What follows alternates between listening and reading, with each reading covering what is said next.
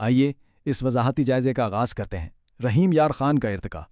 اگر آپ ایک مقامی تاریخ دان کی نظر سے شہر کو دیکھیں تو یہ سڑکیں محض راستے نہیں ہیں، بلکہ وقت کی ایک ایسی تہ در تہ کتاب ہیں جو اپنے اندر صدیوں کی کہانیاں سموئے ہوئے ہے۔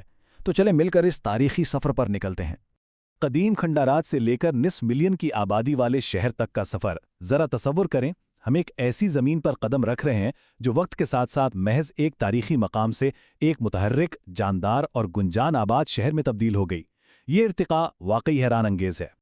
آج اگر کوئی بھی مہمان یا سیاح اس شہر کے مصروف ترین جدید مرکز میں قدم رکھے تو وہ خود کو بالکل 5,19,261 رہائشیوں کے درمیان پائے گا۔ جی ہاں، اور سال 2023 کی مردم شماری کے مطابق یہ بڑی تعداد اسے پاکستان کا 21واں سب سے زیادہ آبادی والا شہر بناتی ہے۔ یہ ہندسہ صرف ایک عدد نہیں ہے، یہ ایک جیتا جاگتا معاشرہ ہے۔ حصہ پہلا، قدیم جڑیں اور پتن منارے کا اصرار۔ جدید شہر کے مرکز سے محض 8 کلومیٹر مشرق کی جانب کا سفر ہمیں وقت کی ایک وسیع ٹائم لائن پر لے جاتا ہے۔ 250 قبل مسیح کے موریہ دور سے لے کر 1751 میں نوشہرہ کی بنیاد، 1881 میں اس کے نام کی تاریخی تبدیلی اور پھر آج کی جدید 2023 کی مردم شماری تک، یہ انسانی تہذیب کا ایک ناقابل یقین تسلسل ہے جس پر ہم چل رہے ہیں۔ 5000 سال پرانی خانقاہ۔ یہاں جو چیز واقعی انسان کو حیران کر دیتی ہے وہ شہر کے مشرقی مضافات میں موجود پتن منارہ کے خنڈرات کی بے پناہ قدامت ہے۔ سوچیں ذرا، 5000 سال! یہ خنڈرات خاموشی سے آج بھی کھڑے ہیں، بالکل ایسے جیسے وہ ہمیں ماضی کی کوئی پر اسرار کہانی سنا رہے ہوں۔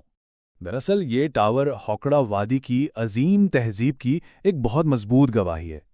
اس ڈھانچے کو لگ بھگ 250 قبل مسیح میں موریہ دور کے دوران تعمیر کیا گیا تھا۔ یہ قدیم ٹاور ایک صوفیانہ لنگر کی طرح ہے جو ہمیں یاد دلاتا ہے کہ یہ خطہ ہزاروں سالوں سے کتنا اہم رہا ہے۔ حصہ دوسرا، نوشہرہ اور شاہی نام کی تبدیلی، ایک 18ویں صدی کی بنیاد۔ اب ذرا 1751 کی طرف چلتے ہیں۔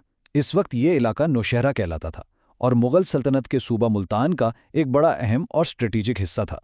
لیکن دہائیوں بعد برطانوی ریلوے کے منتظمین کے لیے ایک بڑی دلچسپ مگر شدید انتظامی الجھن پیدا ہو گئی۔ مسئلہ یہ تھا کہ برصغیر میں ایک اور نوشہرہ بھی موجود تھا۔ اب ان دو دور دراز شہروں کے نام اتنے ملتے جلتے تھے کہ ریلوے کے سفری اور انتظامی نظام میں اچھی خاصی گڑبڑ ہونے لگی۔ تو اس ریلوے والی الجھن کو سلجھانے کے لیے کیا کیا گیا؟ سال 1881 میں اس وقت کے حکمران نواب صادق محمد خان چہارم نے ایک زبردست فیصلہ لیا۔ انہوں نے بڑی فراخ دلی سے اس علاقے کا نام اپنے بیٹے کے اعزاز میں رحیم یار خان رکھ دیا۔ یوں اس شہر کو اپنا وہ جدید نام ملا جسے آج ہم سب جانتے ہیں۔ اور ہاں، 1943 میں ایک الگ ضلع بننے تک یہ عظیم ریاست بہاولپور کا ہی ایک اٹوٹ حصہ رہا۔ حصہ تیسرا، جدید شہر کی آوازیں، ثقافت کا ایک دل فریب امتزاج۔ تاریخ کے اوراق سے نکل کر ذرا آج کے مقامی بازاروں کا رخ کرتے ہیں۔ آپ کو معلوم ہے شہر کا ایک چوتھائی حصہ چولستان کی خوبصورت صحرا پر محیط ہے اور 65% آبادی زراعت سے وابستہ ہے۔ جب آپ ان بازاروں سے گزرتے ہیں نا تو آپ کو زبانوں کا ایک بڑا ہی مسحور کن امتزاج سنائی دے گا۔ روزمرہ کی زندگی میں لوگ پنجابی، سرائکی اور اردو بڑی روانی سے بولتے ہیں۔ اعداد و شمار کے مطابق 51.4% پنجابی، 35.1% سرائکی اور 8.8% اردو بولتے ہیں، جبکہ پشتو اور دیگر زبانیں بھی موجود ہیں۔ یہ ہم آہنگی واقعی اس شہر کے ثقافتی کھلے پن کی زبردست عکاسی کرتی ہے۔ جدید دور کے سیاحوں کی بات کریں تو وہ عام طور پر شیخ زاید انٹرنیشنل ایئرپورٹ کے ذریعے یہاں پہنچتے ہیں۔